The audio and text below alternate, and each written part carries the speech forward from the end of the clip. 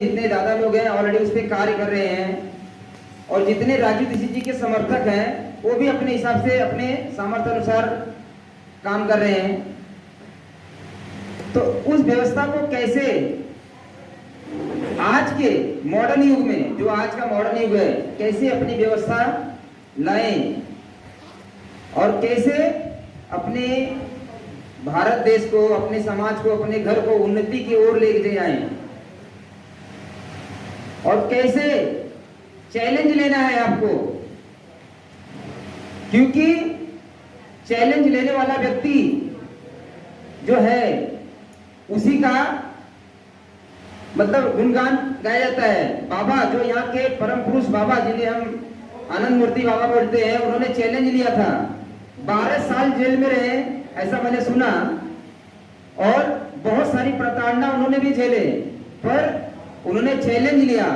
जब चैलेंज उन्होंने लिया तो उन्होंने एक व्यवस्था अपना तैयार की यहाँ पर, जहां पर आप सभी लोग शामिल हैं।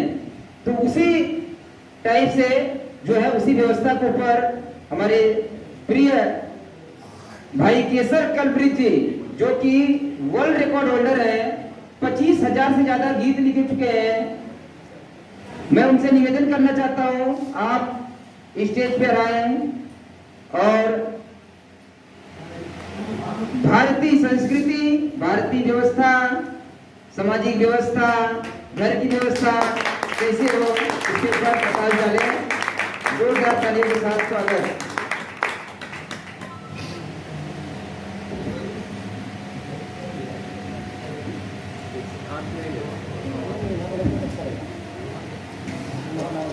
नमस्कार और आचार्य जन सभी को नमस्कार। आप लोग कितने लोग कोरोना के समय में मतलब उस समय एक्टिव थे? हमारा दोनों आदमी डबल एक्टिव थे। हाँ, आप ही के चलते विष्णु सर का चैनल डिलीट हो गया। अच्छा, तब तो मतलब इसमें बताने की मुझे जरूरत नहीं है कि हम लोग जो चीज झेल रहे हैं उसी सब चीजों की यहाँ बातें है जो हमने कोरोना में झेला। तो आपने झेला, हमने झेला, सबको झेले हम लोग कोरोना के समय। तो ये जो कब तक झेलेंगे, एक समय सीमा होगा ना, या इसको और बढ़ाते जाना है? अभी जैसे कोरोना में सबको झेले या सबको इस खेल को हम लोग समझते हैं, तो ये खेल बढ़ाते जाना है या इसको घटाना है? घटाना है। लेकिन कुछ लोग हैं जो ये चाहते हैं कि ये खेल बढ़ता जाए। कुछ लोग हैं तभी तो ये बढ़ रहा है। 300 सालों से जैसे स्वाइन फ्लू आया, इसके पहले हर 100 साल पे महामारी आते जा रहा है, तो कुछ लोग तो हैं जो चाह रहे हैं। ऐसा तो नहीं है कि कोई भी चीज बिना किसी के चाहे तो नहीं होगा। तो ये जो व्यवस्था है जिस पे हम लोग बात कर रहे हैं, सबसे जो बात है इसमें कि ये 99/1 वो इस पे काम कर रहे हैं। 99/1 क्या है?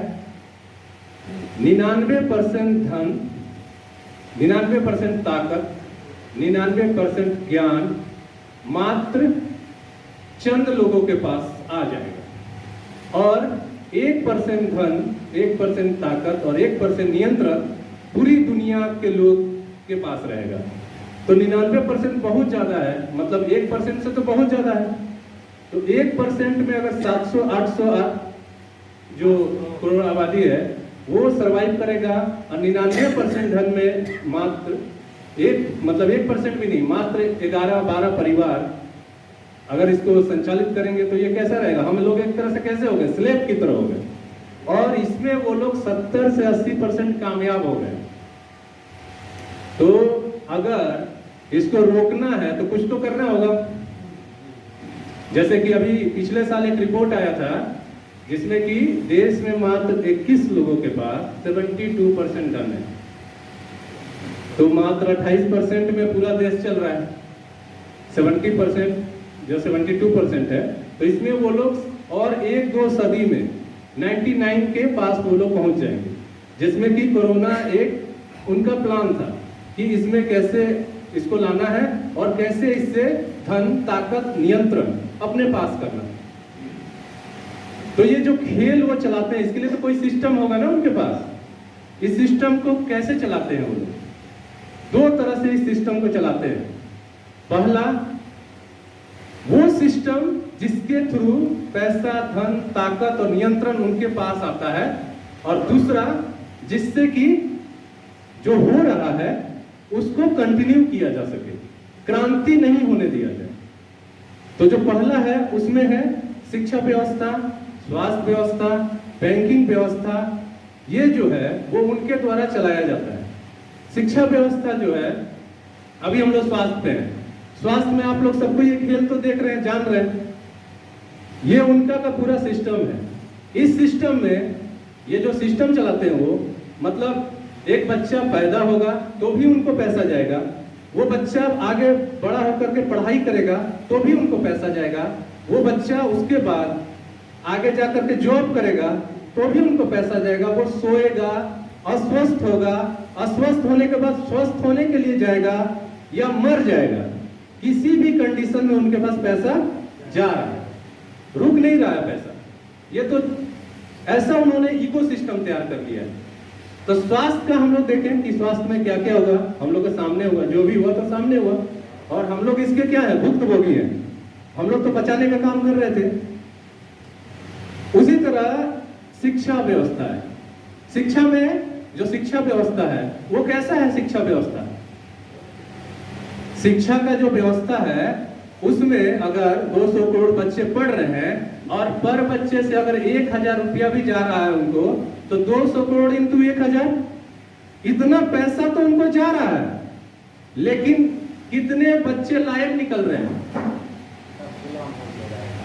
अधिकतर बच्चे क्या निकल रहे हैं? किसी से आप पूछिए कि आपको क्या आता है, तो बच्चों को ये नहीं पता कि आपको क्या आता है। कोई करने रखेगा ना, जैसे ये साउंड सिस्टम है तो कोई इसको बनाया होगा, अगर कुछ तो करने किसको आया होगा, वही ना इसको बनाया होगा। तो उनको करने कुछ नहीं आता, तो 25 साल वो किसी व्यवस्था को 200 करोड़ इंटू 1000 भी हम जोड़ रहे हैं, जबकि 1000 नहीं है, 200 करोड़ इंटू 25 साल तक 200 करोड़ इंटू 1000 जा रहा है, और उसके बाद आउटपुट क्या निकल रहा है? वो बच्चा का शोषण हो रहा है। आप 3 रुपया का पेन खरीदते हैं तो उसमें क्या सोचते हैं? पेन खराब हो जाएगा तो वापस कर देते हैं ना, कि रख लेते हैं? वापस करेंगे ना। आपका बच्चा 25 साल कोई उसको पढ़ाया लिखाया और वो कूड़ेदान के कचरे के सामान निकला, उसका क्या कीजिएगा? कोई यूज है? कोई यूज नहीं है। एक बच्चा 25 साल पढ़ा, पढ़ने के बाद कचरा बन के निकला, तो उस कचरा को आप लौटाइएगा कि नहीं लौटाइएगा? आप नहीं लौटा सकते हैं। क्यों? इसमें हम लोग एक सिस्टम किए थे, वारंटी गारंटी एजुकेशन। इस पे हम लोग 10,000 से ज्यादा लोगों पे मैंने इससे बात किया था, वारंटी गारंटी एजुकेशन पे।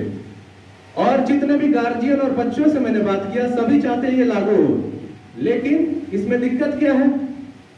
ये एक एजुकेशन सिस्टम है जिसके थ्रू आप चाहें तो जो अगर पैसा ले रहे हैं स्कूलों में, लाख लाख रुपया ले रहे हैं, जो अच्छे जो कम पे ले रहे हैं उनका बात नहीं है, जो लाखों रुपया ले रहे हैं वो तो कुछ तो गारंटी दे सकते हैं। तो इसमें क्या था, इसका एजुकेशन सिस्टम में कि 90% से जिन बच्चों का ऊपर आएगा उनका फुल पेमेंट स्कूल ले। ये प्रॉब्लम था, हम इसका सॉल्यूशन बता रहे हैं। लेकिन अगर किसी बच्चा का 50% आया तो उससे आधी फीस ही ले, ऐसा हो सकता है? तो ठीक रहेगा या खराब रहेगा? अगर 3 रुपया का पेन आप ले रहे हैं, नहीं चल रहा है तो वापस कर रहे हैं, और आपका बच्चा 1 लाख रुपया बच्चे के ऊपर खर्चा कर रहे हैं, और उसका परसेंटेज 50%, परसेंटेज में ही ना आप पैसा दे रहे हैं। तो परसेंटेज के लिए पूछ सकते हैं ना कि जब 50% आया तो हम 50% ही फीस देंगे, ठीक है? तो ये वारंटी गारंटी एजुकेशन है। इसके लिए मैंने 10,000 लोगों से बात किया, और हर बच्चा, हर गार्जियन चाहता है कि लागू हो, लेकिन ये लागू नहीं हो रहा है। तो इसको कौन चाहता है कि लागू नहीं हो? जो शोषण करना चाहता है वो लागू नहीं हो। दूसरा, अगर एजुकेशन सिस्टम में ठीक करना चाहते हैं तो अपने, अभी तो हम लोग गुरुकुल नहीं चालू कर सकते हैं, गुरुकुल स्किल के लिए जाना जाता था। तो अगर क्या कर सकते हैं हम लोग, कोई भी घर में आपका बच्चा है तो भी इसको अपना सकते हैं, और गुरुकुल कोई है वो भी इसको सोल्यूशन के तौर पे ले सकता है। अपने 3 किलोमीटर के एरिया में जो भी स्कूल हो, घर हो, तो आपको लिस्ट बनाना है कितने स्किल वाले लोग हैं। जैसे आप एक स्किल वाले लोग हैं, आप एक जानकारी रखते हैं इलाज करने का, सन्यासी दादा लोग के पास स्पिरिचुअलिटी का स्किल है। उसी तरह कोई पेंटर है, कोई डॉक्टर है, कोई वकील है, कोई सीए है, कोई मोची है, बहुत तरह का स्किल है 3 किलोमीटर के अंदर में। अपने स्कूल में स्किल की पढ़ाई नहीं हो रही है, घर में भी नहीं हो रही है, तो हम स्कूल क्या कर सकते हैं, इसमें कोई पैसा खर्च नहीं है। उन लोगों को परंपरागत शिक्षक का बैच दे करके उनको स्कूल में सम्मान के तौर पे एक दिन तो बुला सकते हैं, एक दिन बुला सकते हैं। तो एक जैसे कि वो स्किल का कोर्स डिजाइन कर ले, और किसी भी स्कूल पे, जैसे कि जूते बनाने का स्किल है, ये बहुत बड़ा स्किल नहीं है, लेकिन एडिडास और जितना पूमा कंपनी है अरबों रुपया कमाती है। अगर कोई बच्चा सीख ले तो इसको बढ़ा सकता है कि नहीं बढ़ा सकता है? अरबों रुपया की चीजें, लेकिन हम उसे नहीं सिखाते हैं स्किल। तो जो भी स्किल है आसपास में 3 किलोमीटर में एक लिस्ट बना सकते हैं स्कूल, और अपने स्कूल से परंपरागत शिक्षक के तौर पे उनको जोड़ सकते हैं। इससे क्या होगा कि स्कूल के बच्चे कम से कम 10 से 20 स्किल सीख के निकलेंगे मुफ्त में। शिक्षक लोग का भी, स्कूल का भी कोई खर्चा नहीं है। उनको परंपरागत शिक्षक के तौर पे टैग देना है, और उनको सम्मान के तौर पे 1 दिन 2 दिन, साल में मैक्सिमम 12 दिन, इससे ज्यादा नहीं बुलाना है। आप एक स्किल लिस्ट करेंगे तो आपके 3 किलोमीटर के एरिया में कम से कम एक स्किल का 500 जानकार मिलेगा। तो अगर 500 जानकार है तो आप उसमें से कुछ लोग तो तैयार होंगे इसके लिए। तो इस तरह से एजुकेशन सिस्टम एक तो जो खराब हो रहा है, और दूसरा एजुकेशन सिस्टम हम लोग तैयार कर सकते हैं, लेकिन जो घरों में जो नहीं स्कूल में कर पा रहे हैं, अगर घर में अपने बच्चे को चाहे तो 3 महीना 6 महीना किसी सीए के पास, किसी वकील के पास, किसी गौशाला में, किसी वैद्य के पास 3 से 6 महीना आप भेज सकते हैं, केवल तो पार्ट टाइम में। 3 से 6 महीना में वैद्य जी क्लास लिए, काफी कुछ आप लोग सीखे। अगर वैद्य जी के साथ कोई बच्चा 6 महीना रख ले, कितना कुछ सीखेगा। तो आप अपने घर को भी गुरुकुल बना सकते हैं। अपने आसपास के जो स्किल वाले लोग हैं उनके पास अपने बच्चे को 6 महीना तक भेज सकते हैं, हर स्किल वाले के पास अलग अलग। इसी तरह जो स्वास्थ्य वाला है,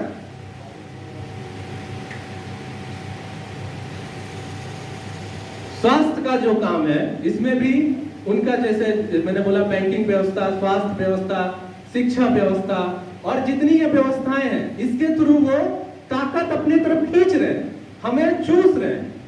और एक दूसरा तरीका है जिसके द्वारा वो क्रांति रोक रहे हैं। वो कौन सा तरीका है? वो है पहला प्रेस। प्रेस का उपयोग, जब प्रेस का हुआ, खोज हुआ सबसे पहले, तो उसका उपयोग क्या हुआ था? उसका उपयोग ये हुआ था कि उसको रोकना है, किसी चीज को आपको डाइवर्ट करना है तो प्रेस है। हम लोग न्यूज, कोरोना के समय इसका बहुत बड़ा एग्जांपल है, जिन्होंने टीवी बंद कर दिया उनके लिए कोरोना खत्म हो गया था कि नहीं? लेकिन जिन्होंने टीवी चालू रखा था, कितना भयंकर था कोरोना। तो प्रेस का जो उपयोग है वो बहुत खतरनाक होता है। इसका एक पुराना एग्जांपल मैं देता हूं। ये ब्रिटेन का लड़ाई था नेपोलियन से। नेपोलियन हार गया था और ब्रिटेन जीत गया था, लास्ट जो लड़ाई था उसका।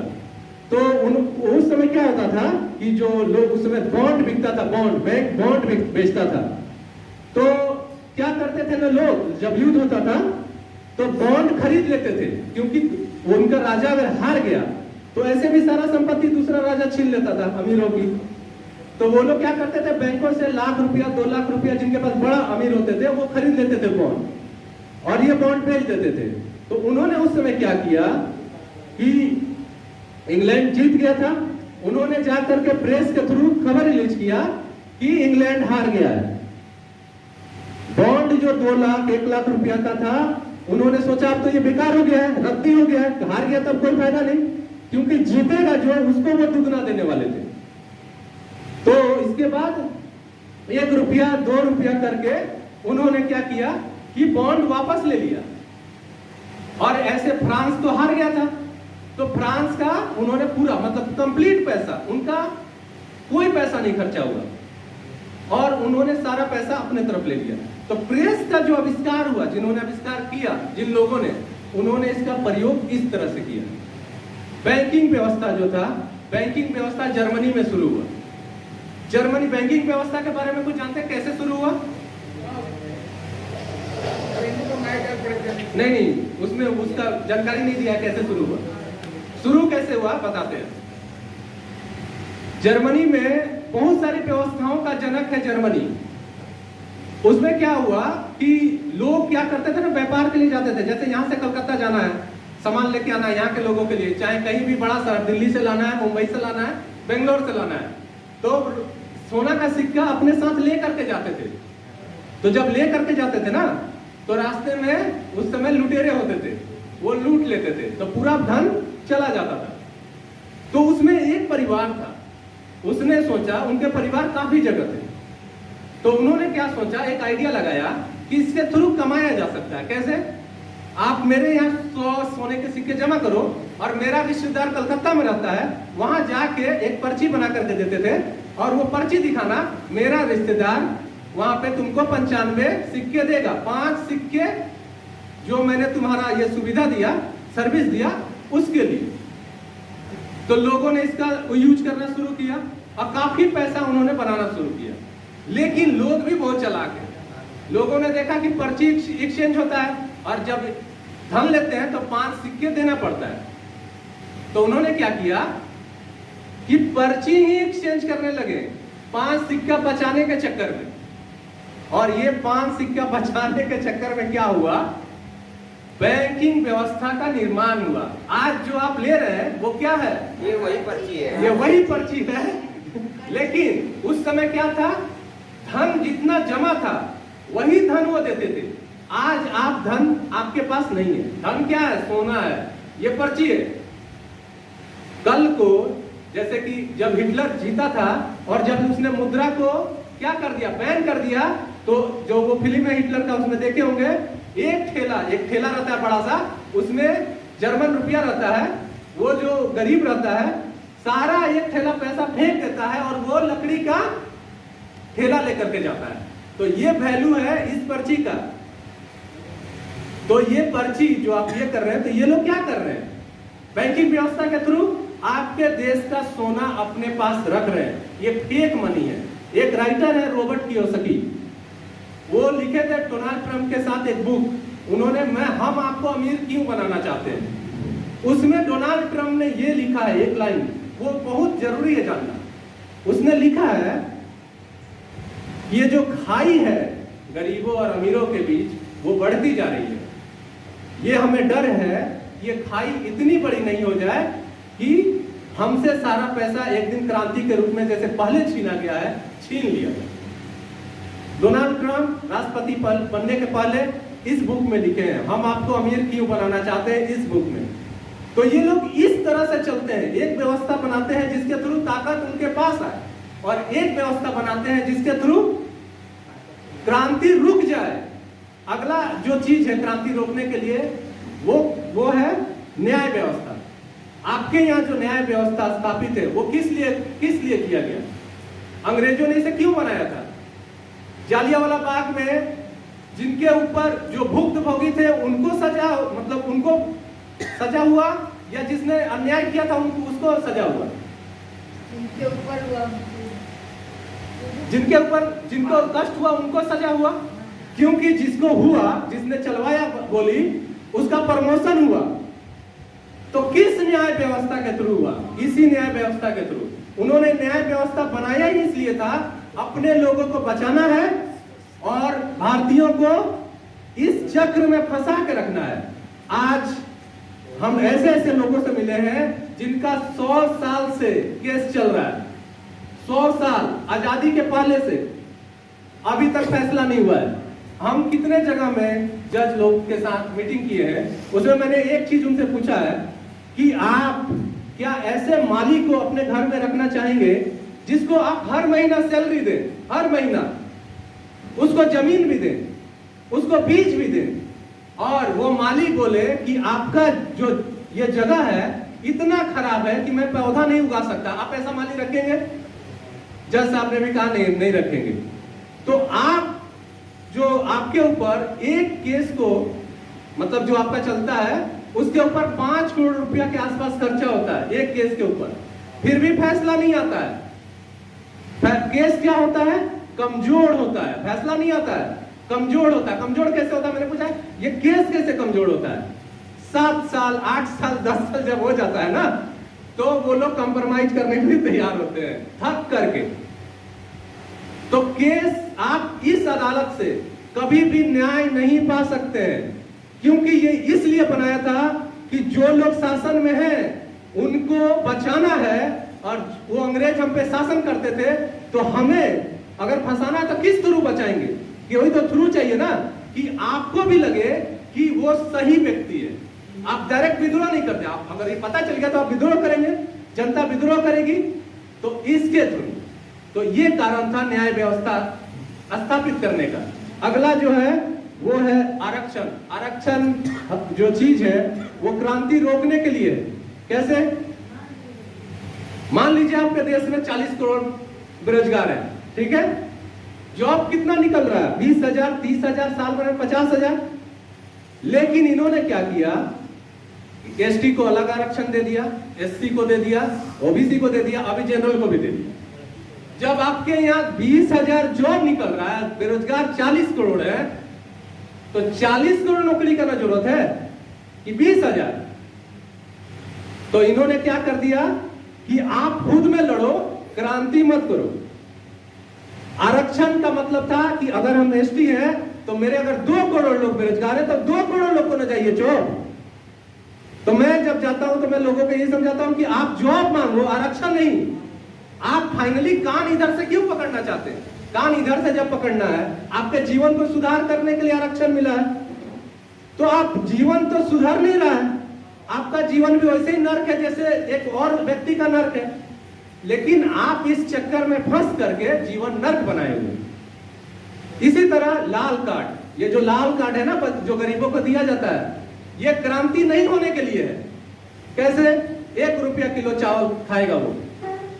लेकिन मैंने झारखंड में देखा चावल और नमक खा करके जिंदगी गुजार देते हैं, लेकिन क्रांति नहीं करते। 1 रुपया मैंने उन्हें बोला कि तुम प्लेटिनम कार्ड बनाओ अपने लिए, 100 रुपया बोलो हम चावल खरीदेंगे, आंदोलन करो तुम लोग, 100 रुपया किलो, मेरे घर में एक आदमी को जॉब दे। यह है, अगर उसके घर में एक जॉब मिल जाए तो 100 रुपया किलो चावल खाएगा। क्यों 1 रुपया किलो चावल खाएगा? तो ये चीजें क्रांति रोकने के लिए है। फिर अगला जो चीज है, जैसे कि फेक ओपोजिशन, जैसे कि विरोधी पैदा करना अपने ही में, जैसे कि सरकार के तौर पे फेक बनाना। जैसे कि अभी क्या है, अभी शासन में बीजेपी है, अपोजिशन में कांग्रेस है, तो एक फेक ओपोजिशन होता है हर चीज में, खेती में, हर चीज में फेक ओपोजिशन हर जगह है। तो उन्होंने क्या किया? फेक लोग तैयार किए हैं जो आपको लगेगा कि वो आपके लिए लड़ रहे हैं। नेता लड़ते लड़ते अमीर बन गया और गरीब वहीं का वहीं है। डैम बनता है, डैम जिनको जहां बनता है वहां पे गरीब वहीं है, और उनके लिए लड़ने वाला नेता क्या बन जाता है? अमीर बन जाता है। या बोकारो स्टील प्लांट बना, जितने नेता लड़े सब करोड़पति अरबपति हो गए, लेकिन जिनके जो विस्थापित है उनमें से कितने लोग करोड़पति और अरबपति हुए? कोई नहीं। इस देश में जितने विधानसभा यहाँ पे लोग बैठे हुए जो लोग हैं, ये सब भिखमंगे लोग थे। कितने, कोई सब्जी बेचता था, कोई हीरे के व्यापार करने वाले लोग नहीं थे ये लोग। इनका कोई कुछ लोग थे जिनके पास पैसा था, सबके पास तो नहीं था। ये सब करोड़पति अरबपति हो गए। क्या करते करते? यही करते करते फेक ऑपोजिशन में खड़ा होते होते। इसी तरह अगला है किलिंग सिस्टम, जो किसी चीज से नहीं माने, जो दल टूटे नहीं, जो किसी चीज से नहीं मांगे, उनको क्या करना है? मरवा देना है। राजीव दीक्षित को मरवा दिए, जितने क्रांतिकारी थे उनको मरवा दिए, बाबा थे उनको जेल में डाल दिए। सिद्ध नहीं हुआ अपराध, लेकिन डाल दिए। तो ये है क्रांति रोकने के लिए। इस तरह हजारों चीज उनके पास है कि कैसे क्रांति रुकेगा और कैसे धन हमारे पास आएगा। तो ये उनका तरीका है कि कैसे हम करेंगे। तो हाँ, इकोसिस्टम बताएंगे सवाल बाद में। हाँ, अगला जो चीज है, इसका जो सबसे महत्वपूर्ण चीज है कि जो बात बोले कैसे बचेंगे, उन्होंने इकोसिस्टम अपना बना करके रखा, लेकिन पूंजीवाद जो ये चीज है, ये पूंजीवाद के थ्रू हो रहा है। इसकी एक कमजोर नब्ज है, एक ही कमजोर नब्ज है, सब कुछ बेचते हैं, ये सब कुछ बेचते हैं। तो किसके थ्रू? कोई भी व्यक्ति पूंजीवाद में आगे जाना चाहता है तो उसके पास दो चीज होना चाहिए, प्रोडक्ट और सर्विस। प्रोडक्ट और सर्विस होना चाहिए। अगर प्रोडक्ट और सर्विस नहीं है, वो व्यक्ति अरबपति नहीं हो सकता है। आप जॉनसन का प्रोडक्ट खरीद रहे हैं ना, आप मेडिकल प्रोडक्ट खरीद रहे हैं, तो प्रोडक्ट है तो ही आप खरीद सकते हैं। तो हमारी जीवन की 70% जरूरत हम नेचर से ले सकते हैं। अभी वैद्य जी बता रहे थे, तो 70% जरूरत हम लोग कहां से ले सकते हैं? प्रकृति से। हम लोग का मीडिएटर कौन रहेगा? प्रकृति या फैक्ट्री? प्रकृति। कैसे? सुबह उठेंगे, आपको दातुन करना है या ब्रश करना है? अपना धन कंपनी में भेजना है या अपने पास रखना है? तो जब प्रकृति को आप मीडिएटर बनाएंगे तो आपका धन आपके पास रहेगा। पानी बिस्लरी का पीना है या कुएं का पीना है? आप जो खाना खा रहे हैं वो पत्तल में खाना है या किसी और चीज में खरीद के खाना है? पत्तल में खाना है। तो जो चीजें आप यूज कर रहे हैं, आपको एक लिस्ट बनाना है कि मैं जो यूज कर रहा हूं उसमें से कितनी चीजें मैं प्रकृति से ले सकता हूं। आप देखेंगे 70% चीजें आप प्रकृति को मीडिएटर बना सकते हैं। प्रकृति को मीडिएटर बनाइएगा तो प्रकृति बढ़ेगा। प्रकृति क्यों नहीं बढ़ रहा है? सारे तालाब खराब हो गए, सारे कुएं खराब हो गए, पेड़ नहीं लग रहे हैं। क्यों नहीं लग रहे हैं? हमारा मीडिएटर फैक्ट्री है। तो कौन बढ़ेगा? फैक्ट्री बढ़ेगा कि प्रकृति बढ़ेगा? तो हम दुख बना रहे हैं कि पेड़ नहीं लग रहे हैं, हमारे कुएं खराब हो रहे हैं, हमारे तालाब खराब हो रहे हैं। हम मीडिएटर प्रकृति को बना ही नहीं रहे। क्यों? क्योंकि इसका कहीं ऐड नहीं है। यह हमें समझना होगा कि इसको मीडिएटर हमें प्रकृति को बनाना है। फिर भी 20% प्रोडक्ट, 20% जो रहेंगे वो जैसे कि जो जरूरत की चीजें वो क्या करना है, वो आपको बनाना ही पड़ेगा। 20% जो प्रोडक्ट है वो बनाना ही पड़ेगा। तो वो कहां से लेना है? अपने गांव, घर, समाज, आसपास और जिले से लेना है। और 10% जो प्रोडक्ट बचेगा वो जैसे कि एमएस विंडो है ना, इसका ऑप्शन नहीं है। अभी रूस का युद्ध हो रहा है ना यूक्रेन से, विंडो किसका है? अमेरिका का है। घुटने पे ला दिया है रूस को, इंटरनल है। वो अगर बंद कर दे तो क्या होगा? पूरा ऑपरेटिंग सिस्टम अगर बंद कर दे यूएसए रूस का, तो रूस क्या करेगा फिर? तो कुछ चीजें हैं जिसमें कि हम उन पे निर्भर हैं। तो यहाँ जो चीज है जिस पे हम उन पे निर्भर हैं, उन चीजों पे क्या करना है? 90% आज ही हम अपने आप को शोषण से बचा सकते हैं और 10% के लिए रुक सकते हैं। 90% अगर आप रोक देंगे तो आज 90% शोषण के विरुद्ध आप रुक दिए अपने आप को। 90% जो भी धन जा रहा था, जो भी शोषण हो रहा था, जो भी आपका उत्पीड़न हो रहा था, जो भी आपके समाज का धन कहीं बाहर जा रहा है, वो आपके पास रुक जाएगा। अगर 90% आप रोक दिए तो एक चीज तैयार होता है, इसका नाम है return money system. Return money system हमारे देश में था। रिटर्न मनी सिस्टम क्या होता है? जैसे कि मैं 10 रुपया का एक पेड़ लिया और पेड़ लगा दिया, ठीक है? 100 पेड़ लगाने में 10 रुपया इंटू 100, 1000 रुपया मेरा खर्चा हुआ।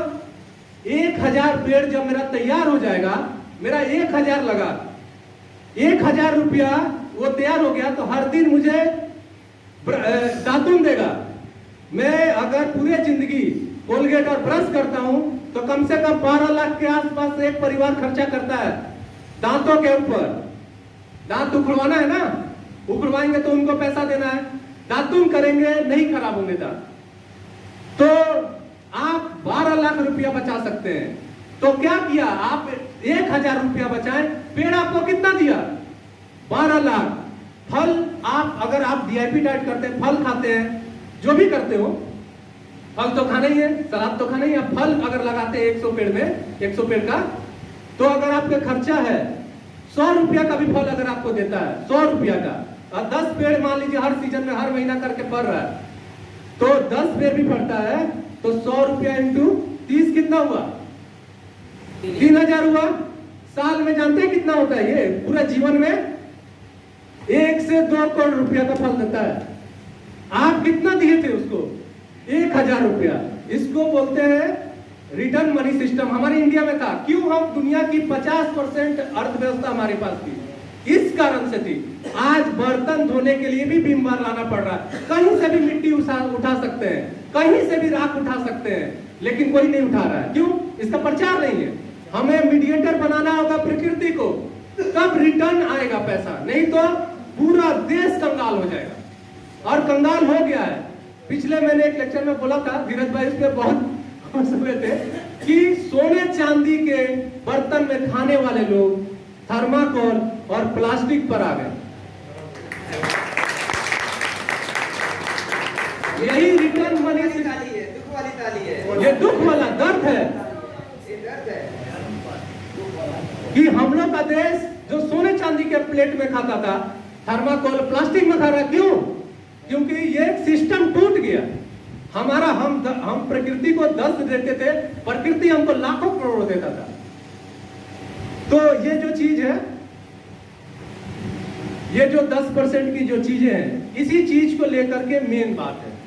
आखिर जो हम लोग सब कुछ बात कर ले, ये जितनी चीजें हैं सब कर ले, तो आखिर ये परिवर्तन जो लास्ट परिवर्तन है, लास्ट 10%, वो होगा कैसे? आखिर 10% तो बच जा रहा है ना। ये अंतिम परिवर्तन होगा कैसे? क्या पार्टी बदलने से होगा? क्या व्यक्ति बदलने से होगा?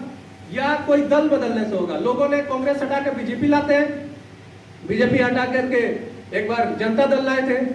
इस तरह जैसे कि लोगों में जैसे अच्छे से अच्छे लोग आते हैं इस सिस्टम में, तो इस सिस्टम को अगर आपको परिपूर्ण चाहिए 100%, 90% तो आप चेंज कर सकते हैं, लेकिन 100% आपको बदलाव अगर करना है 100%, तो आपको व्यवस्था परिवर्तन करना होगा। फाइनली आपको करना पड़ेगा। तो ये व्यक्ति परिवर्तन से नहीं होगा। आप मोदी लेकर के चले, ये राजीव दीक्षित बोले हैं कि आप मुझे इस सिस्टम में भी अगर बैठा दोगे ना, तो मैं भी उतना ही करप्ट हो जाऊंगा जितना ये सामने वाले लोग हैं। तो ये सिस्टम ही करप्ट है। आप किसी को बैठा दो, जैसे कि इस स्कूल में आप कृष्ण को पढ़ाओगे ना, तो कृष्ण नहीं निकलने वाले हैं, गुरुकुल निकालना पड़ेगा आपको, 64 स्किल सिखाना पड़ेगा। आपके भगवान किस में पढ़ते थे? गुरुकुल में पढ़ते थे। और अभी जो स्कूल है उससे आप भगवान नहीं निकाल पाओगे। आजकल मुझे गार्जियन लोग बोलते हैं मेरे बच्चे बात नहीं मानते। अरे कैसे बात मानेंगे? जिस स्कूल में तुम डाले हो उस स्कूल में क्या सिखाया जाता? संस्कार नाम का कोई चीज है? कैसे बात मानेंगे? तुम उन्हें पैसे कमाने के लिए कर रहे हो, पैसे कमाएंगे, जा करके अमेरिका सेट हो जाएंगे। उसी तरह ये जो सिस्टम है भारतीय सिस्टम नहीं है, तो कैसे उम्मीद कर सकते हो आप कि ये सिस्टम आपके लायक रहेगा? जैसे वो बच्चे आपके नहीं है, उसी तरह ये सिस्टम आपका नहीं है। तो ये सिस्टम तो चेंज करना होगा ना। तो ये सिस्टम को क्या चेंज करना होगा? व्यक्ति चेंज करने से होगा, पार्टी चेंज करने से होगा, दल चेंज करने से होगा, क्या चेंज करने से होगा? पूंजीवाद है, कम्युनिज्म है, इसमें से पूरा ये सिस्टम हटाना होगा, तब जाकर के ये होगा। प्राउड जो एक सिस्टम है जिसपे यहाँ पे काम हो रहा है, इस पे मैं बोलने से पहले इसके मैं 2-3 चीजें मैं बताऊंगा। 2 ही चीज जरूर, कि इसकी जो खोज एक तरह से कहें तो जिन्हें हम प्यार से बाबा बोलते हैं, श्री PR सरकार, उनके द्वारा है। और सबसे जो इस क्षेत्र में बड़े प्राउडिस्ट हुए हैं सुभाष चंद्र बोस। और इसके इंटेलेक्चुअल जो लोग हैं प्राउड के, हमसे बहुत बड़े जानकार दादा लोग हैं सारे चीज, तो इसके बारे में बेहतरीन जानने वाले लोग हैं। लेकिन इस सिस्टम को तो लाना होगा। तो ये जो सिस्टम है, तो मैं ये बोलना चाहता हूं प्राउड को बोलने से पहले कि मैं प्राउड का बहुत बड़ा जानकार नहीं हूं, लेकिन मैं एक चीज को जानता हूं कि शोषण और भुक्त भोगी को मैं जानता हूं। मैं 6 लाख जो बच्चे हर साल भूख से मरते हैं उनके बारे में जानता हूं। जो बेरोजगार बच्चे जो मुझसे काउंसलिंग लेने आते हैं उनको मैं जानता हूं। जो लोग जो आदिवासियों को उनके जगह से हटाया जा रहा है और उनका जंगल उनसे छीना जा रहा है, उनको मैं जानता हूं। तो उन और आप भी जानते हैं। तो ये जानना महत्वपूर्ण है। ये जो दर्द है, ये दर्द होना महत्वपूर्ण है। अब्राहम लिंकन एक बार जब वो राष्ट्रपति थे, एक जगह जा रहे थे, तो सुअर जो था ना, सुअर का बच्चा, वो सुअर पालते थे शुरू से, तो सुअर का बच्चा कीचड़ में था, कीचड़ में पड़ा हुआ। तो वो राष्ट्रपति थे, वो गाड़ी रोकवाए, गाड़ी रोका के क्या किए, सुअर का बच्चा जाकर के निकाल करके ले आए। तो उनके साथ वीआईपी सिक्योरिटी थी, सब कोई था। तो उनके लोगों ने कहा, गार्ड ने, पीए ने, सबने, कि आप क्यों गए, हमें ऑर्डर क्यों नहीं दिया। उन्होंने एक बहुत अच्छा लाइन बोला, इसे तुम भी देख रहे थे और इस जो सुअर फंसा हुआ था उसे मैं भी देख रहा था, लेकिन दर्द केवल मेरे सीने में हुआ। तुम्हारे सीने में होता तो तुम जाकर के निकाल के लाते, मुझे ऑर्डर नहीं देना पड़ता। तो कोरोना के समय में आप लोग के सीने में दर्द हुआ, आप लोग काम किए, लोगों को बचाएं। तो जिनके सीने में दर्द होगा वही कीचड़ में फंसे हुए लोगों को निकाल करके बाहर ले आएंगे और इन्हें साफ करेंगे। तो इस व्यवस्था को भी वही लोग लागू करेंगे जिनके सीने में दर्द होगा। कोई नहीं लाएगा, किसी के बोलने से कोई नहीं लाएगा। यह दर्द का चीज है, जिनके सीने में दर्द होगा वही लाएंगे। तो ये जो चीजें हैं कि प्राउड की कुछ बातें, जैसे कि जो भी चीजें थी वो चीज इसी से रिलेटेड, लेकिन जैसे इसमें एक रूल है, जैसे कि रोजगार की गारंटी है, रोजगार की गारंटी है, इसमें एक मिनिमम रिक्वायरमेंट है, जैसे भोजन, वस्त्र, कपड़ा, रोजगार, स्वास्थ्य और चिकित्सा मुफ्त होना चाहिए। क्या कोई भी सिस्टम इसको मुफ्त करना चाहेगा? चिकित्सा और ये स्वास्थ्य को कोई भी मुफ्त करना चाहेगा? क्यों नहीं मुफ्त करना चाहेगा? इसके बारे में जानते हैं आप लोग?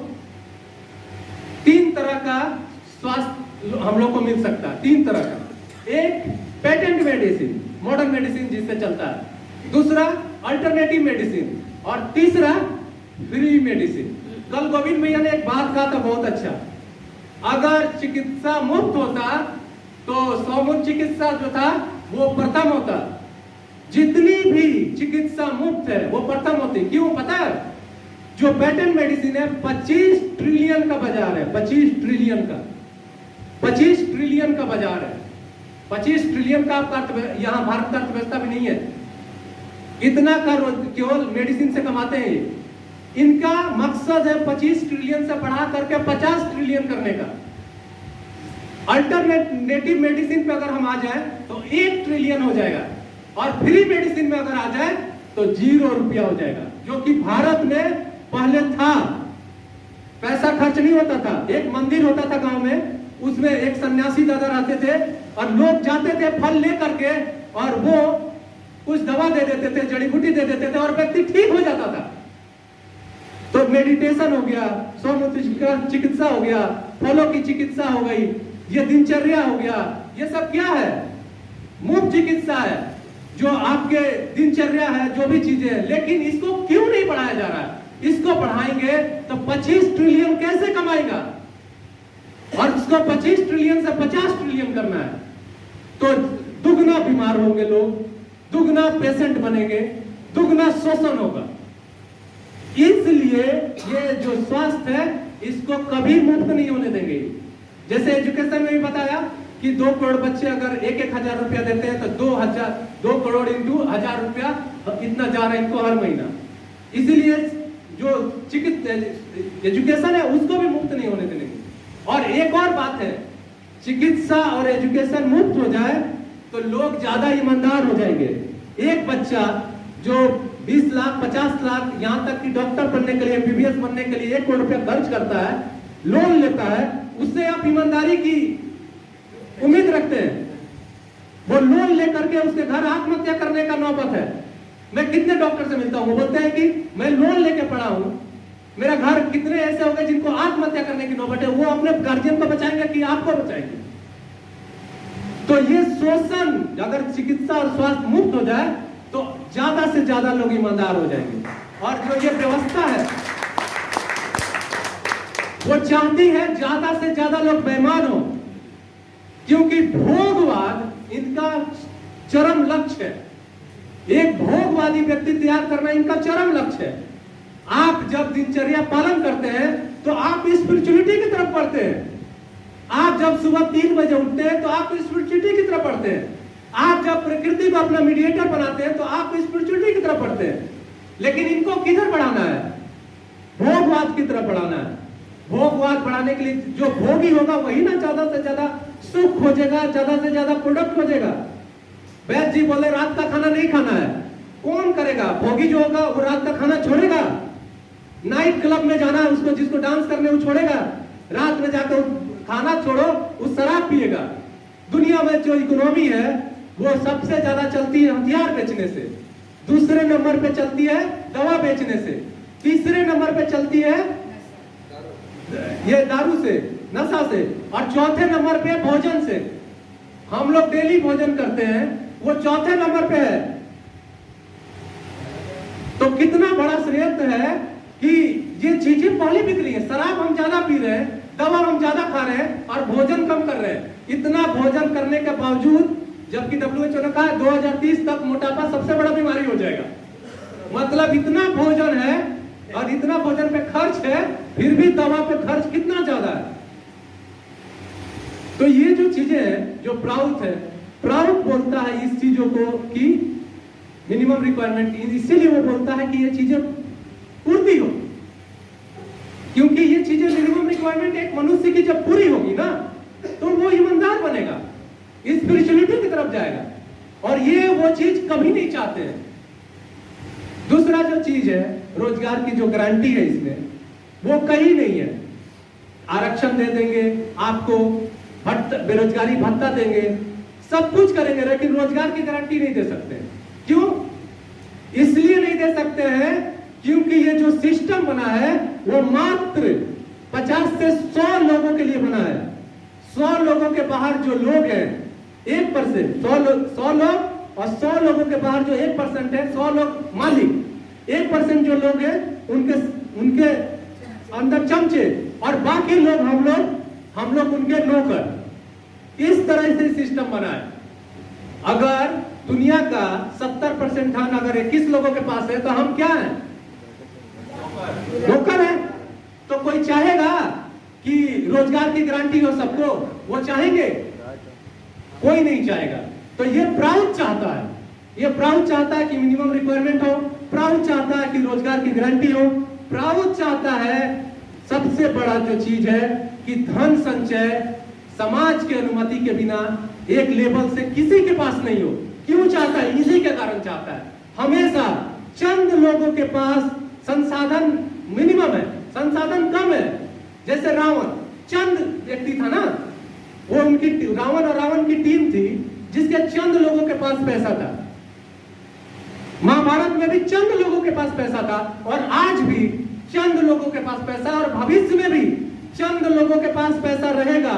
इसी के कारण ये रूल है प्राउड में, जो सबसे पहला रूल है कि समाज की अनुमति के बिना किसी भी व्यक्ति के पास एक लेवल के ज्यादा पैसा नहीं रख सकते। जब ये होगा तो क्या होगा? आप भोगवाद की तरफ नहीं बढ़ेंगे, क्योंकि आपको पता रहेगा कि मुझे इतना ही संपत्ति रखने का अधिकार है।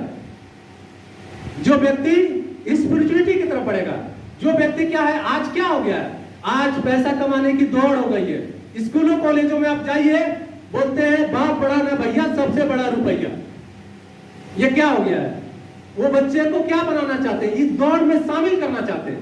सब कोई इस दौड़ में शामिल हो गया। आप पैसा कमाने आए हैं या जीवन जीने? जीवन कितने लोग जी पा रहे हैं? जीवन जिया कैसे जाता है? जीवन जीने का, अगर मेरे पास एक किसी को पूछता हूं मैं कि कितना पैसा कमा लोगे तो रुक जाओगे, एक लेवल होगा ना। तो कोई बोलता है 1 करोड़ रुपया रहेगा ना तो मैं कमाना छोड़ दूंगा। तो ये जो जीवन जीना है, 1 करोड़ कमा लेगा, मान लीजिए कोई रुक गया, तो फिर करेगा क्या? जीवन जिएगा। जीवन जीने में क्या है? जीवन जिएगा तो क्या करेगा वो? अभी तो पैसे की भाग दौड़ है ना। आखिर कोई व्यक्ति जीवन जिएगा तो क्या करेगा? लोगों की मदद करेगा, अपना विकास करेगा, किस स्तर का? 3 स्तर का, शारीरिक, मानसिक, आध्यात्मिक। वो जीवन जिएगा तो यही करेगा ना। लेकिन जो पैसे के भाग में है वो कभी जीवन जी ही नहीं पाता है। जब सिकंदर निकला था विश्व विजय के लिए, तो एक युवा फकीर था जो नंगा था। वो बोला कि मैं उनसे मिलना चाहता हूं, ठीक है। तो उसने कहा कि मैं नहीं आऊंगा मिलने के लिए। तो सिकंदर खुद गया उससे मिलने के लिए। तो वो लेटा हुआ था, तो बोला कि मैं सिकंदर हूं, तुम्हें क्या चाहिए? तो बोला कि तुम थोड़ा ना सूर्य का जो प्रकाश था ना थोड़ा साइड हो जाए, वो आ नहीं पा रहा तुम्हारे कारण से। मुझे इतना ही चाहिए। जीवन जीने के लिए आपको प्रकृति चाहिए। जीवन जीने के लिए आपको मानसिक, शारीरिक, मानसिक और आध्यात्मिक उन्नति चाहिए। जीवन जीने के लिए पैसे की दौड़ नहीं चाहिए। लेकिन ये जो भोगवाद है वो चाहता है कि कभी इस दौड़ से आप निकले ही नहीं। ना कभी आप निकलेंगे और ना ये जो प्राउत है इसके प्रति आप सोचेंगे। इस तरह की चीजें छुप के रह जाएगी। तो ये जो चीजें हैं,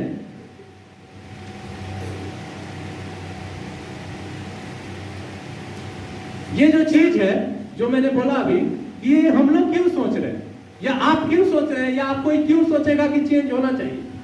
मैंने एक चीज देखा था कि मैंने ये दोनों चीज पढ़ा है, इसमें आप लोग करेक्शन कीजिएगा अगर है तो। शराब की दुकान पहली खुली थी कलकत्ता में, पूरे देश में फैल गई। दूसरा उदाहरण है विवेकानंद का। विवेकानंद गए थे इंग्लैंड जब, तो उन्होंने क्या किया, वहां पे घूमे, तो उन्होंने एक बुक लिखा जिसमें उन्होंने लिखा था कि मैं भारत के गरीबों को जब देखता, यहां से लौट रहा हूं तो उनके प्रति मेरा सम्मान और दुगना हो गया है। क्यों? क्योंकि यहाँ के जो लोग हैं, यहाँ की जो स्त्रियां हैं, एक हैट खरीदने के लिए अपने आप को बेच सकती हैं। ये लिखित स्टेटमेंट है उनका। लेकिन हमारे देश की स्त्रियां इतनी आदर्शवादी हैं कि वो कितनी भी गरीबी में रह लेंगी लेकिन ऐसा नहीं कर सकती हैं। हमारे देश के लोग इतने गरीब भी स्त्री में रह सकते हैं लेकिन किसी को धोखा नहीं दे सकते। लेकिन विवेकानंद चले गए और आज हम वो स्थिति अपने देश में आना शुरू हो गया है। मेरा कहने का मतलब यह है कि अंधेरा या कोई चीज कहीं से प्रारंभ होता है तो वो आपके दरवाजे पर आएगा। आप कितना भी दूर हो वो आएगा। जैसे लाइट बुझ जाने के बाद अंधेरा हर जगह हो जाता है, इसी तरह अगर कहीं बुराई शुरू हुई है तो वो आपके दरवाजे और आपके तक आएगा, आपके बच्चों तक आएगा। और जिस तरह से लाइट दिल्ली एक बार जलाएंगे तो चारों हर कोना तक जाएगा, उसी तो आपको ये चीज करना जरूरी है, देखना जरूरी है कि हमारे तक अंधेरा आ रहा है, बुराई कहीं शुरू हो रहा है या कहीं प्रकाश शुरू हो रहा है। तो प्राउत एक प्रकाश की तरह है, ये शुरू है तो ये फैलाने वाले जब लोग होंगे तो कोने कोने तक जाएगा। जैसे अंधेरा फैलाने वाले लोग कोने कोने तक गए। लेकिन ये जज्बा होना चाहिए, ये चैलेंज की बात है कि मैं ये करूंगा। क्यों?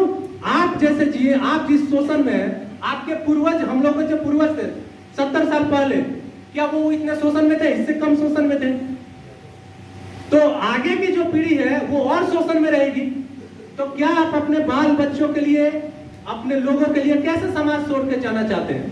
शोषण से और शोषण वाला कि और अच्छा समाज? तो अच्छा समाज के लिए आपको चैलेंज लेना पड़ेगा, आपको खड़ा होना पड़ेगा कि मैं हूं। महाभारत में एक व्यक्ति खड़ा था, कृष्ण, जो सबको बैलेंस कर रहा था। लड़ने वाले बहुत थे लेकिन एक व्यक्ति खड़ा था कि मैं हूं, सब भाग जाएगा लेकिन मैं रहूंगा। तो ऐसे व्यक्ति हमें निकालना पड़ेंगे या बनना पड़ेगा जो चैलेंज लेगा कि मैं हूं। किसी क्षेत्र में कोई थोड़ा करेगा, कोई ज्यादा करेगा, लेकिन करना पड़ेगा। जब राम पुल बना रहे थे तो एक गिलहरी जा रही थी पानी में भीग करके और फिर बालू में लोट करके आती थी और उस समय पानी में जा करके अपने आप को धो लेती थी। तो उसे उठा करके फेंक दिया किसी ने। तो उन्होंने बोला कि ये जो गिलहरी है इसका जितना इसका लेवल है उससे ज्यादा कर रही है, तुम पत्थर, बंडर पत्थर उठा सकते थे, वो पत्थर नहीं उठा सकती थी। तो जिसका जितना लेवल है उससे उतना चैलेंज तो लेना होगा ना, कि मैं अपने जिंदगी में इतना करके जाऊंगा। अगर आप नहीं चैलेंज लेंगे तो निगेटिव लोग तैयार हैं। एलोन मस्क एक भोगवादी व्यक्ति, मान लीजिए अगर बिल गेट्स एक भोगवादी व्यक्ति को प्रचार करने वाला है तो वो 18 घंटा पर डे काम करता है। अगर एक अच्छा लोग कितने घंटे काम करते हैं, और उनका संगठन कितना मजबूत है। इल्यूमिनाटी नाम तो आप सुने हैं, सब कोई सुने, जो भी काम करे, उनका संगठन कितना मजबूत है, उनको तोड़ा जा सकता है। तो अच्छे लोगों को क्यों तोड़ा जाना इतना आसान है? अच्छे लोग अपने टकराहट को संभाल क्यों नहीं पाते? संभालना होगा ना। देखिए ये बात हमेशा याद रखिए, वैचारिक मतभेद हमेशा रहेंगे। चाहे वो मेरा बच्चा रहेगा तो बच्चे के साथ भी रहेगा, मेरी पत्नी रहेगी तो उसके साथ भी रहेगा, मेरा दोस्त रहेगा उसके साथ भी रहेगा, आप मेरे साथ रहेंगे आपके साथ भी रहेगा। लेकिन वैचारिक मतभेद के कारण भी काम कभी नहीं रुकना चाहिए, काम होना चाहिए।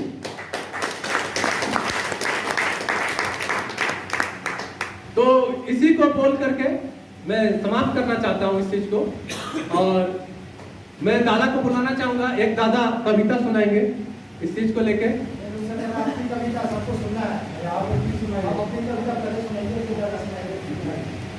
ठीक है, 25,000 कविता लिखे हैं, और इनका जो कविता है वो सब आग व्यवस्था बदलने के ऊपर काम करेगा।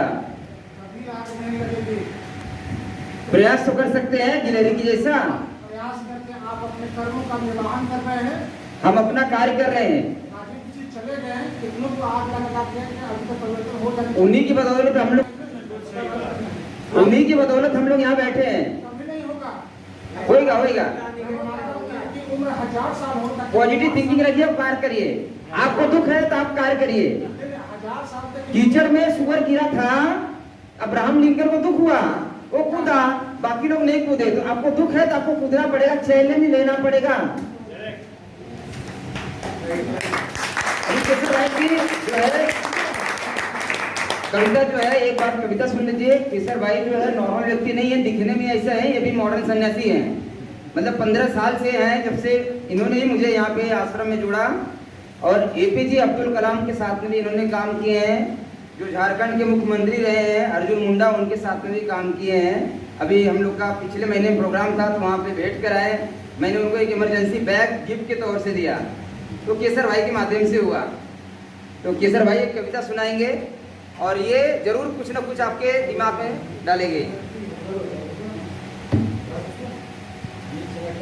कविता सुनाने से पहले मैं एक बात बोलना चाहता हूँ। मैंने लिखा कविता बहुत है, लेकिन मुझे कविता याद नहीं रहता है, मुझे देख के सुनाना पड़ता है अपना भी कविता। इस कविता का टाइटल है तुम संघर्ष करने वाले। शिखर तुम्हें देख रहा हो और तुम शिखर को देख रहे हो तो तुम संघर्ष करने वाले। जैसे पहाड़ की जो चोटी होती है ना, जब काम कोई शुरू होता है तो पहाड़ की चोटी दिखती है, और मैं यहाँ हूं बैठा हुआ तो मुझे चोटी दिखेगी। तो शिखर तुम्हें देख रहा हो और तुम शिखर को देख रहे हो तो तुम संघर्ष करने वाले हो। हार तुम्हारे कदमों में आ जाए और तुम झुकने को तैयार नहीं तो तुम संघर्ष करने वाले हो। मर मिटने की नौबत है और फिर भी नजर नहीं झुकाते तुम तो तुम संघर्ष करने वाले हो। कोई नहीं तुम्हारे साथ और तुम अकेले आगे बढ़ने वाले हो तो तुम संघर्ष करने वाले हो। विश्वास तिनके तक का तुम पर ना हो, विश्वास तिनके तक का तुम पर ना हो, और तुम फिर भी खुद पर विश्वास करने वाले हो तो तुम संघर्ष करने वाले हो। घर से निकाले जाओ और आसमान को घर बना करके आसमान के नीचे तुम सोने वाले हो तो तुम संघर्ष करने वाले हो। महाराणा प्रताप को उनके राज्य से भागना पड़ा था, उनको एक तरह से घर निकाल दिया ना, जंगल में जाकर के घास का रोटी खाए, लेकिन संघर्ष करना नहीं छोड़े। उनको एक ज्योतिष ने बोला था कि तुम, जब उनका हाथ देखा था तो बोला था कि तुम भिखारी बनने के लिए पैदा हुए थे, लेकिन तुम महाराजा कैसे बन गए, मेरा सारा कैलकुलेशन फेल हो गया। क्योंकि महाराणा प्रताप संघर्ष करने वाले व्यक्ति थे। तो जो संघर्ष करने वाला व्यक्ति होगा उसकी हाथ की लकीरें अगर भिखारी बनाने वाली भी होगी तो उसे महाराजा बना देगा।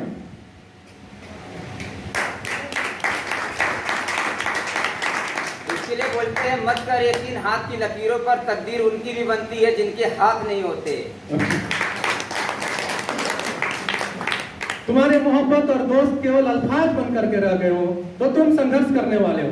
भगत सिंह जब क्रांति के लिए गए थे उनके भी दोस्त थे, वो भी उनकी एज जो थी, लेकिन उनके दोस्त सब कहां चले गए थे? तो तुम्हारे दोस्त और तुम्हारे मोहब्बत और दोस्त केवल अल्फाज बन करके रह गए हो तो तुम संघर्ष करने वाले हो। कोई देखे तुमको अपना और तुमसे बचकर निकल जाए तो तुम संघर्ष करने वाले हो। तुम महफिल में कितनी भी कीमती बात बोलो और तुम्हारी बात की कोई कीमत ना हो तो तुम संघर्ष करने वाले हो। वैद्य जी इतना महत्वपूर्ण बात कर रहे हैं, लेकिन मॉडर्न मेडिसिन वाले भी मानेंगे? नहीं मानेंगे। तो वैद्य जी संघर्ष करना छोड़ दे रहे हैं? नहीं छोड़ रहे हैं। 25,000 लोगों को, इतने लोगों को तैयार किए, आखिर शुरू तो एक से किए होंगे ना। और कहां 25,000 से हो सकता है 2 लाख, 4 लाख, 10 लाख, 50 लाख तक जाएंगे। तो जो 50 लाख तैयार होंगे उसमें से कितने लोग वैद्य जी के जैसे निकलेंगे? तो फिर वो इस रास्ता को आगे लेकर के जाएंगे।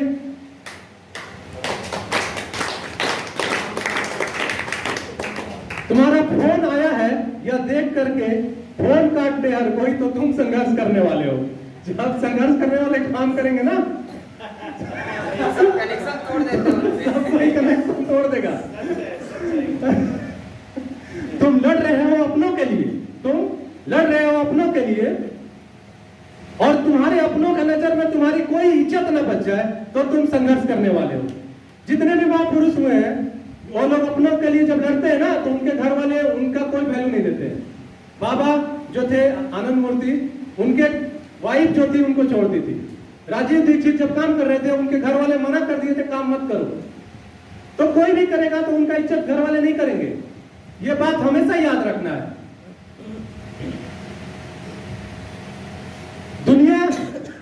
दुनिया तो छोड़ो, जब खुद ही खुद को लतारो तो तुम संघर्ष करने वाले हो। औकात तुम्हारी हर एक तुम्हें दिखा दे तो तुम संघर्ष करने वाले हो। हर शख्स आईना बन करके तुम्हारे सामने खड़ा हो जाए तो तुम संघर्ष करने वाले हो। तुम्हारा कोई ना हो, केवल हरि हो तो तुम संघर्ष करने वाले हो। जिंदगी में जगह बनाने के लिए तुम्हें एक एक कदम का संघर्ष करना पड़े तो तुम संघर्ष करने वाले हो। तुम संघर्ष करने वाले हो इसलिए योद्धा हो। तुम संघर्ष करने वाले हो इसलिए योद्धा हो। बढ़ो, जीतो और सब कुछ पालो क्योंकि तुम संघर्ष करने वाले हो। यह धरा केवल तुम्हारी है जो तुम संघर्ष करने वाले हो। इस सदी के राम, शिव, कृष्ण, चंद्रगुप्त, चाणक्य, सुभाष और भगत तुम ही हो क्योंकि तुम संघर्ष करने वाले हो।